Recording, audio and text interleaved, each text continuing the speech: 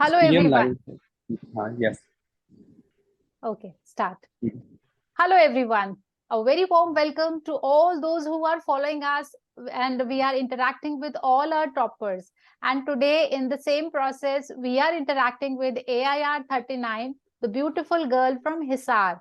Her name is Tamanna. Before that, as you can see, your favorite mastermind faculty is also sharing the screen. So welcome to the session, Dr. Anand. Thank you ma'am, thank you so much, thank you. So pleasure to have you here, and welcome to the session, Tamanna. Yes, ma'am. Okay, so now I'll just leave the screen with Dr. Anand and Tamanna. So over to both of them. Thank you so much, ma'am. So, hello everyone. I hope you guys are doing great. My name is Dr. Anand, and today is another beautiful day to share some immense amount of wonderful thought today. आज हमारे पास एक बहुत ही बेहतरीन और उम्दा जो है हमारे पास एक कैंडिडेट है जिनका है ऑल इंडिया रैंक 39। यस, और AIR 39, not 39,000, not 3900, not 390, it is 3939। मतलब आई थिंक लाखों लोग ऐसी सपने देखने की कोशिश करते हैं, और आज हमारे पास एक मैम है जिनका नाम है तमन्ना। यस, जिनका नाम भी इतना प्यारा है, Tamanna. And she is from Hisar and she has graduation from Rohtak. तो शो शुरू करने से पहले मैं चाहूंगा तमन्ना मैम, आप अपने बारे में कुछ बताएं। आप कहाँ से हैं, स्कूलिंग कहाँ से की आपने? So ma'am please. Thank you, sir. Myself Tamanna, and I'm from Hisar district, and I live in a village, Hasangarh, and I did my graduation from PJMS Rohtak College of Nursing, and I did my schooling from a school here only in Hisar. अच्छा, so you're from Hisar only, your school, everything is there, Hisar only? Yes, sir. Okay okay, wonderful. तो पहला सवाल मैं आपसे ये जानना चाहूंगा तमन्ना, कि जो ये रैंक आया ये कैसे आ गया यार? मतलब व्हाट इज दिस?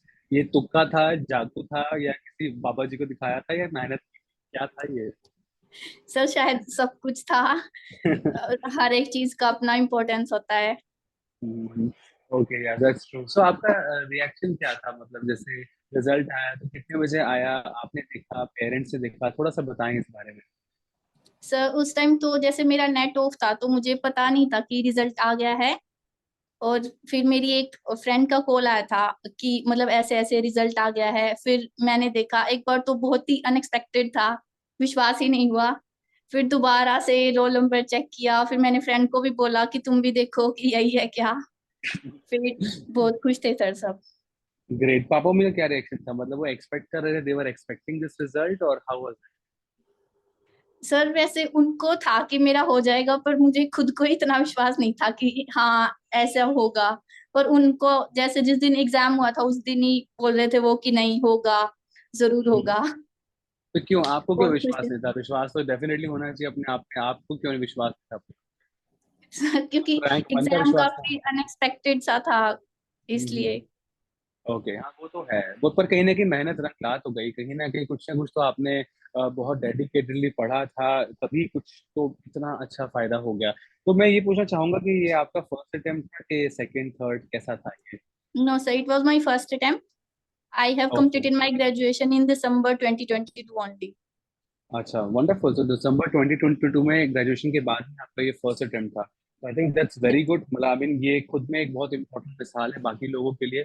बहुत लोग कहते हैं कि 2-3 अटेम्प्ट लग जाते हैं। मेरे जूनियर्स मुझे कहते हैं, अरे फर्स्ट में तो होता ही कहाँ है, फर्स्ट में तो समझ में आता है, सेकंड थर्ड अटेम्प्ट में होता है। तो I think that's very good. बिना ना टाइम वेस्ट करते हुए आपने बहुत अच्छे तरीके से अच्छा खासा रैंक ले आया आपने। तो मैम ये बताइए, अच्छा आपकी स्कूलिंग कहाँ से थी? आपका कहाँ से कहाँ पैदा हुई? और from Hisar born and brought up, क्या पहले कहीं और रहते थे? नो सर, मैं एक गांव से हूँ, हसनगढ़। और मैंने जैसे बिल्कुल अपनी प्राइमरी स्कूलिंग तो यहीं से गांव से ही की है। पर फिर उसके बाद सिक्स से मैंने एक जो टाउन का एक स्कूल था, RDM सरस्वती पब्लिक स्कूल, वहां से की है 12th तक। और ओके उसके बाद फिर मैंने एंट्रेंस दिया था BSc नर्सिंग का रोहतक के लिए, और उसके बाद ओके मैंने ग्रेजुएशन वहां से की। Okay okay, that's wonderful, great. So ये बताइए तमन्ना कि एक बहुत अहम सवाल, बहुत लाखों लोग हमारे शो को देखने वाले हैं, आपको देखने वाले हैं। तो सबसे मेन सवाल जो हर इंसान पूछता है हमसे, आपसे, कि हाउ टू अप्रोच, आपका अप्रोच कैसा था? मतलब आप पूरा दिन पढ़ते थे और you are doing job plus studies? मतलब अपना फ्रैंकली कि आपका अप्रोच क्या था इस ये रैंक लाने के लिए? सर अप्रोच मैंने अपनी प्रिपरेशंस जैसे कि फाइनल ईयर में ही स्टार्ट कर दी थी। जैसे जब हम फाइनल ईयर में हुए थे, थर्ड ईयर के एग्जाम देने के बाद, उसी टाइम से मैंने टारगेट हाई और पीआर यादव की थी शुरू में। सबसे पहले बेसिक उनके क्वेश्चंस और उनकी थ्योरी सब कुछ। उसके बाद मैंने सितंबर में नर्सिंग नेक्स्ट लाइफ का सब्सक्रिप्शन लिया था मास्टरमाइंड का, और उसके बाद मैंने फिर वहां से नोट्स बनाना शुरू किए उसके, जैसे कि जो कम्युनिटी हेल्थ नर्सिंग है और ओबीजी है, वो हमारे फाइनल ईयर के भी सब्जेक्ट्स थे, तो मैंने पहले उन्हें कंप्लीट किया था, और वो मेजर सब्जेक्ट्स भी हैं, वो मैंने फाइनल ईयर में ही कवर कर लिए थे एग्जाम से पहले। और उसके अच्छा। बाद जैन से जैसे मैं फिर घर वापस आ गई थी, और बाकी की फिर मैंने वहां से शुरू किया। Okay great. सो मतलब ये अगेन वेरी इंपॉर्टेंट जो जो तमन्ना मैम बता रहे हैं, मैं वो लिख रहा हूँ ताकि ये इसका एक समअप करके हम स्टूडेंट्स को बात समझा सकें। तो डेफिनेटली मतलब एक इसमें पॉइंट ये आता है कि आप फाइनल ईयर से ही आपने तैयारी शुरू कर दी। तो अगर जो स्टूडेंट्स हमारे शो को देख रहे हैं जो बीएससी नर्सिंग कर रहे हैं या फाइनल ईयर में है या बीच में है, बेस्ट तो वही रहेगा obviously, start off your preparation as early as possible. जितना लाइट होके और जितना इजीली जल्दी शुरू कर लेंगे उतना बाद में कंफर्ट रहेगा, रिवीजन का टाइम मिल जाएगा। एक और चीज मैम, एक स्टूडेंट हमारे पूछ रहे थे कि आप प्लान सी या प्लान बी कौन से यूजर हैं आप हमारे मतलब प्लान मैं सी बता। Plus sir. अच्छा, आपने प्लान सी प्लस लिया हुआ था, ठीक है। अच्छा ये बताएं कि बहुत बच्चे मुझे भी पूछते हैं कि सर जॉब के साथ साथ पढ़ाई हो सकती है क्या, या खाली पढ़ाई या खाली जॉब, मतलब आपका क्या कहना है इसमें? सर मैंने तो जैसे जॉब नहीं की, मैं तो घर पे फुल टाइम ही प्रिपरेशन को दे रही थी, तो ओके। उसका मुझे इतना पता भी नहीं है। बाकी मैंने सुना है बहुत लोगों से कि जॉब के साथ भी प्रिपरेशन करते हैं, और मतलब एक डेडिकेशन होनी चाहिए, तो सब पॉसिबल है। Very true, very true. आप जॉब नहीं कर रहे थे बट डेफिनेटली उसके साथ भी हम कोशिश कर सकते हैं, ठीक है। एंड मैम एक और चीज, लाइक मुझे अपना पूरा दिन का एक 24 घंटे का अपना स्केड्यूल बताओ मेरे को आप, मतलब एक रेगुलर आपके टीचिंग स्टडिंग डेज का कितने बजे उठते थे, कितने बजे ब्रेक लेते थे, कितने बजे आप क्या करते थे और सोते कितने बजे थे, एक मुझे एक 24 घंटे से बताइए। सर जैसे जब मैं हॉस्टल में थी तब मैं लेट नाइट तक पढ़ती थी, पर घर पे आने के बाद फिर मैं अर्ली मॉर्निंग उठने लग गई। मैं जैसे यहाँ पे 3:30-4 बजे से पहले उठ जाती थी, और उसके बाद अंटिल लाइक 7:30 और 8 तक मैं कंटिन्यूस पढ़ती थी। वो मेनली मैं उस टाइम पे रिवीजन करती थी ज्यादातर अच्छा। तो। और उसके बाद जैसे कि ब्रेकफास्ट कर लिया, और जैसे कि सारे काम करके, और उसके बाद मैं फिर से लाइक बस 1-1.5 घंटा ही ऐसा होता था कि हाँ ब्रेक है, उसके बाद मैं फिर से कंटिन्यू करती थी अंटिल 1 PM अच्छा। कंटिन्यूअस। उस टाइम पे मैं मोस्टली लाइक एग्जाम दे के देखती थी, लाइक लास्ट के दिनों में तो, और पहले लाइक पूरा सिलेबस कंप्लीट करने में थी। हम्म। उसके बाद फिर मैं फिर से ब्रेक लेती थी, 1-1.5 घंटे का, 2 घंटे का, लाइक इतना फिक्स नहीं था, बिल्कुल रिजिड नहीं था। और उसके बाद फिर लाइक मैं 2:30-3 बजे से लेके फिर कंटिन्यू रात तक, तो अंटिल 8 or 9 PM। अच्छा, तो मुश्किल नहीं होती थी मतलब ये 2 दिन 3 दिन 5 दिन तो समझ में आता है, लेकिन आपको like what was your driving force? बहुत बच्चे कहते हैं सर 10 दिन मैक्सिमम 15 दिन, कहते हैं ना इंसान रिजल्ट मतलब नजदीक आते आते थोड़ा फ्रस्ट्रेटेड सा हो जाता है, तो वो कैसे, what was your ever motivating thing कि मुझे करना ही है? सर एक तो मैं घर पे हूँ, तो मतलब ऐसी कोई डिस्ट्रैक्शन भी नहीं थी कि टाइम हम्म। वेस्ट हो रहा है या कुछ भी। मतलब बस मैं शाम को जब घर वालों के साथ बैठती थी तो अपने आप ही सब ठीक हो जाता था, मतलब सारी मेहनत अपने आप ही ऐसा लगता था कि थकावट नहीं होती थी। हम्म। उनके साथ बैठ के थोड़ी देर और बस फिर हम्म। सही हो जाता था। राइट, तो मम्मी आपको बोलते नहीं जाओ दूध लेके आओ, कुत्ते को घुमा के आओ, आप क्या नहीं करते ये सब? नहीं सर, उन्होंने काम का प्रेशर नहीं किया मुझे कभी भी। अच्छा, उन्होंने बोला अच्छी था बात कि पढ़ना है पढ़ो, हम जगह पे ही पानी सब देंगे, बस देंगे, हाँ। पढ़ो। तो ये बहुत अगेन अनदर ब्यूटीफुल एग्जांपल हमारी सारी ऑडियंस के लिए, मतलब बहुत सारे जूनियर्स मेरे कहते हैं कि वो स्पेशली घर छोड़ के मतलब रूम लेते हैं, हॉस्टल लेते हैं कि नहीं घर पे पढ़ाई नहीं होती, बहुत डिस्ट्रैक्शन होता है, तो बाहर ही हमारी पढ़ाई होती है। लेकिन अगेन आप एक बहुत ही बेहतरीन बेहतरीन एग्जाम्पल है हमारे जनरेशन के लिए कि घर बैठ के भी ऑल इंडिया रैंक 39 आ सकती है, और this is one of the best rank. So I repeat again, तो हमारे सारे श्रोतागण जो देख रहे हैं, एक ऐसी लड़की जो विलेज से अपने पढ़ाई शुरू करी है, ऐसी लड़की जो घर पे बैठ के जिसने अपना सिलेबस कवर किया है, और आज हमारे सामने है ऑल इंडिया रैंक 39, तमन्ना, जिन्होंने ग्रेजुएशन की है रोहतक से और वैसे हैं वो हिसार से। तो तमन्ना ये बताएं कि जो आपने हमारे नर्सिंग नेक्स्ट का जो लास्ट 60 डेज का स्ट्रैटेजी था, जो साक्षी मैम सर ने बताया था, कि आपने कुछ वो फॉलो किया था या आपने अपना ही कोई अच्छा सा कोई प्लान बनाया था? सर जैसे तब प्रीपोन होने की न्यूज आई थी एक बार, तो बहुत ही एंजाइटी हो गई थी।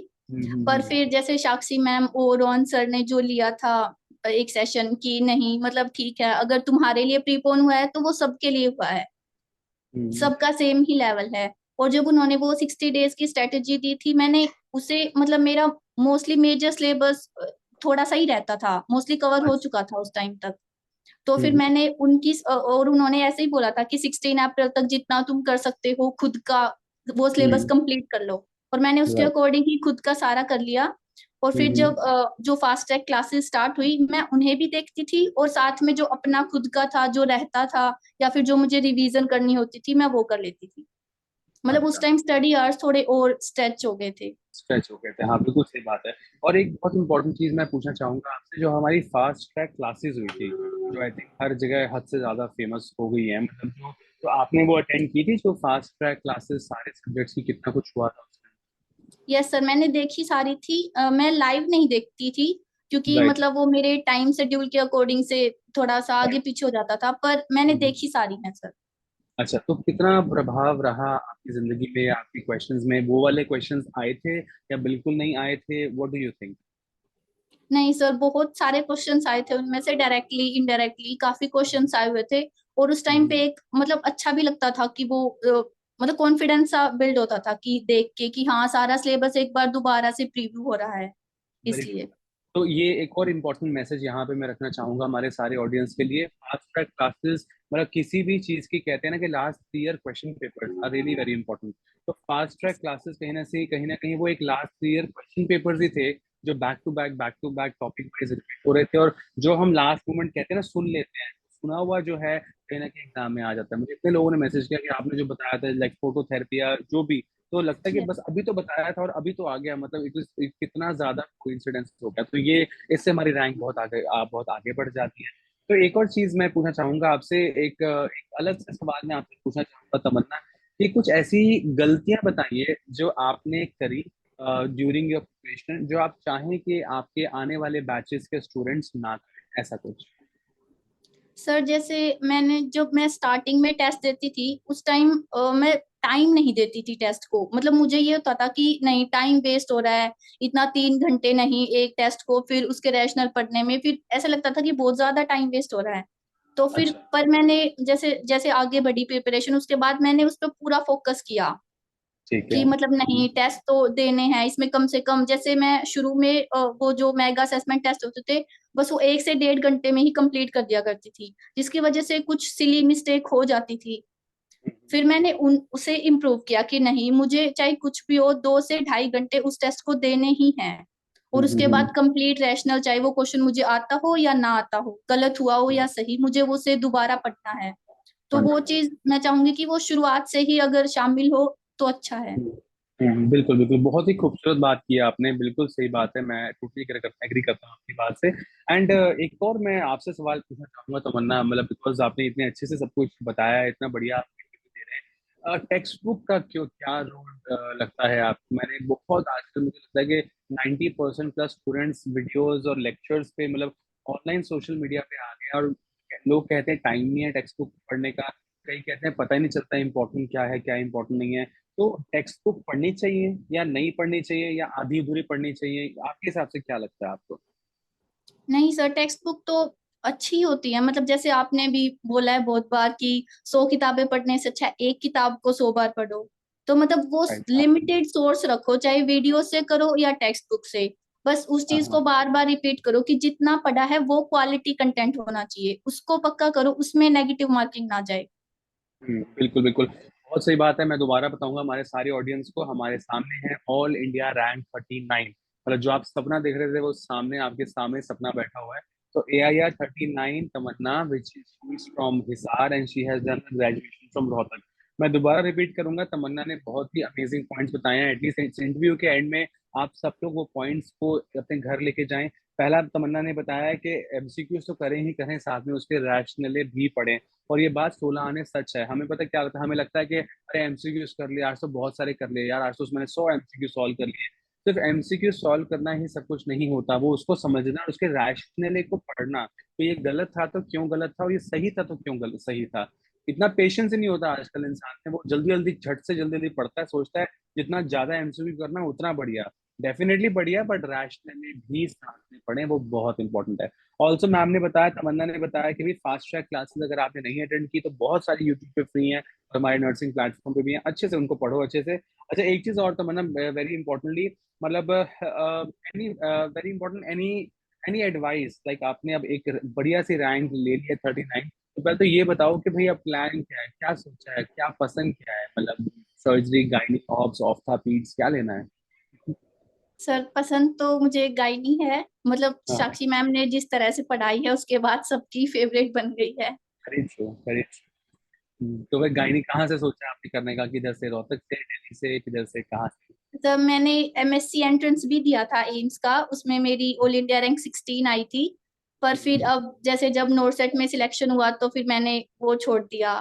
पर पहले यही था कि एमएससी करूंगी, पर अब ये कि नहीं, जो पहले करनी चाहिए।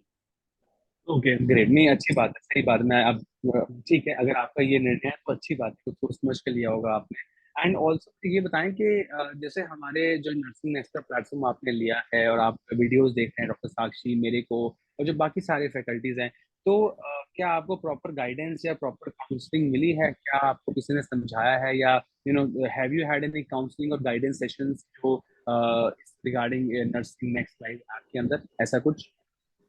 यस सर, एक तो मतलब ये भी है कि हम ऑनलाइन पढ़ते हैं तो टीचर का इतना इंटरेक्शन होता नहीं है, मतलब उतनी मोटिवेशन नहीं मिल पाती जितनी कि ऑफलाइन क्लासेस में, जैसे टीचर के साथ हाँ, फेस टू फेस इंटरेक्शंस होते हैं। तो या उसमें जब ये काउंसलिंग के सेशंस होते थे वो बहुत अच्छे हैं, मतलब मोटिवेट करने के लिए भी और एक इंटरेक्शन के लिए भी, तो वो काफी बेनिफिशियल है। ठीक है, बहुत अच्छी बात है। डेफिनेटली होने भी चाहिए, और मुझे भी बहुत अच्छा लगता है ये, मतलब बहुत सारे बच्चे मैसेज करते हैं, सर 3 महीने रह गए अब कैसे पढ़ना है, सर बस 1 महीना रह गया अब कैसे पढ़ना है। तो ये मतलब मैंने बहुत बच्चों को फेल होते देखा है कि जो लास्ट 6 मंथ बहुत अच्छे थे और लास्ट 30 डेज कैसे करना है वो ठीक से कर नहीं पाए, ब्लैकआउट हो गए। पूरी किताब रिवाइज कर रहे हैं, पूरी किताब तो रिवाइज करनी नहीं, लास्ट के टाइम पे तो अपने नोट्स रिवाइज करते हैं। तो यस। बहुत थिन लाइन होती है, ये थोड़ी थोड़ी चीजें समझने वाली होती हैं। तो कोई अगर हमें समझा दे तो आई थिंक हमारा और फायदा ही होता है, नुकसान नहीं होता। एक और चीज मैं आपसे एक और पूछना चाहूंगा यहाँ पे कि स्ट्रेस और एंजाइटी को कैसे दूर किया जाए। मतलब आप समझते हैं लाखों लाखों बच्चे एग्जाम देते हैं और आपका है लाखों में से आपका है रैंक 39, तो स्ट्रेस भी होता होगा, घबराहट भी होती होगी, कभी नेगेटिव फीलिंग भी आती होगी, तो ये सब को कैसे, आपका मंत्र क्या है इनको भगाने का? सर स्ट्रेस तो होता ही है, बहुत होता है, और मेरे को स्पेशली होता है जब एग्जाम, मतलब सारे महीने में बहुत अच्छे से पढ़ी, पर जिस दिन एग्जाम मतलब ये हुआ कि नहीं अब आ गया पास, फिर ये होता है कि क्या पढ़ें, मतलब बुक से हाँ। वो सारे नोट्स रिवाइज करें, सारे सब्जेक्ट्स करें या सिर्फ पॉइंट्स करें।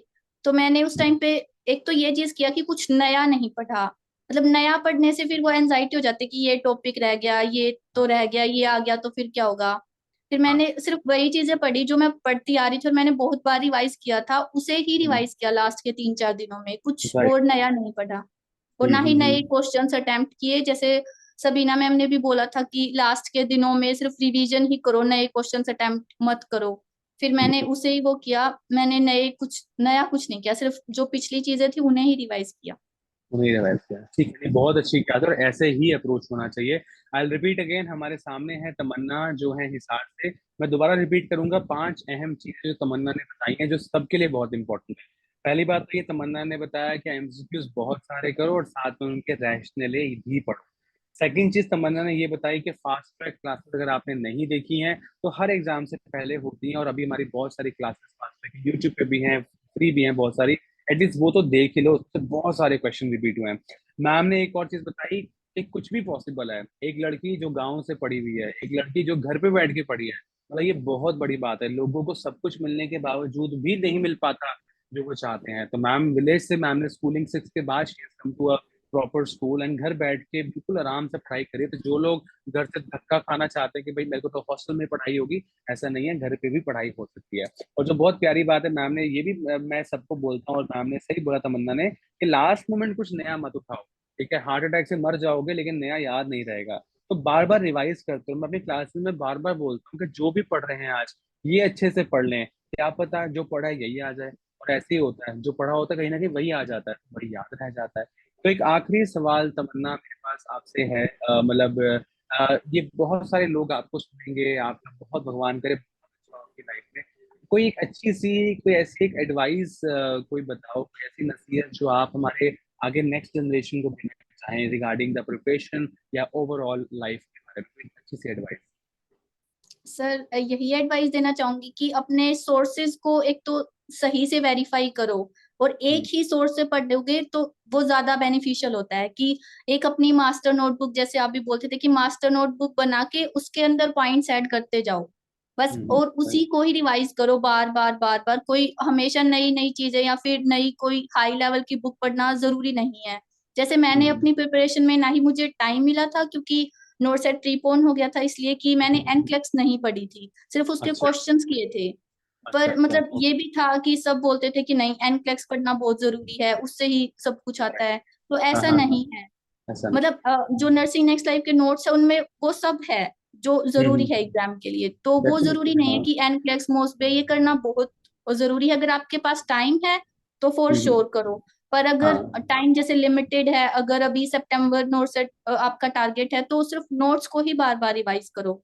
हमेशा हर हम्म, जगह हर बार नई नई बुक से पढ़ने का कोई फायदा कोई फायदा नहीं, हाँ। और ये, हाँ बिल्कुल, ये बात बिल्कुल सही है। मतलब इवन 2004 में जो इम्पोर्टेंट टॉपिक पीडियाट्रिक्स के थे, आज 2023 में भी वही सेम ही टॉपिक्स हैं। वही ब्रेस्ट फीडिंग, वही माइलस्टोन्स, वही वैक्सीनेशन, वही सीवियर एक्यूट मालन्यूट्रिशन, टॉपिक वही हैं। बस क्वेश्चन बोलने का मतलब आस्क पूछने का नजरिया बदल जाता है। और पेशेंट को एक वो होता है फियर ऑफ मिसिंग आउट, वो भी पढ़ लो, ये भी पढ़ लो, वो भी पढ़ लो। और एंड में क्या होता है, वही बात है ना कि 10 किताबों को एक बार पढ़ने के बजाय एक किताब को 10 बार पढ़ो। और इवन जो आपने नोट्स बनाए, जो अपने नोट्स आप लोग बनाते हैं एंड में, वो क्या है, वो आपका स्मार्ट वर्क है। देखो, हार्ड वर्क को स्मार्ट वर्क में कन्वर्ट करना बहुत जरूरी है। 8-8 10-10 घंटे पढ़ना ये हार्ड वर्क है। पर स्मार्टली पढ़ना, नोट्स बना देना, क्वेश्चंस पढ़ के जो रैशनल हैं उनको अपने नोट्स में ऐड कर देना, और हफ्ता एग्जाम से पहले अपने नोट्स को रिवाइज करना, बस आगे रैंक। फिर तो मतलब कहते हैं ना, अकल लगा के पढ़ोगे तो बहुत अच्छे नंबर आए। तो बिल्कुल सही बात है। सो थैंक यू तमन्ना, इतना ज्यादा समय देने के लिए थैंक्स। आई होप जिंदगी में आपको सब कुछ मिले जो आप डिजर्व करते हो। Thank you so much. Thank you so much, and हम इंटरव्यू यहाँ खत्म करते हैं। Thank you so much everyone, and I hope हमारे ऑडियंस को कुछ प्रेरणा मिली होगी। बहुत बढ़िया बढ़िया पॉइंट्स बताए हैं तमन्ना ने। मैं अपने जूनियर्स को भी डेफिनेटली शेयर करूंगा, तो आप लोग भी इस शो को देखते रहें। एंड तब तक के लिए thank you so much, thank you Tamanna, and bye bye everyone.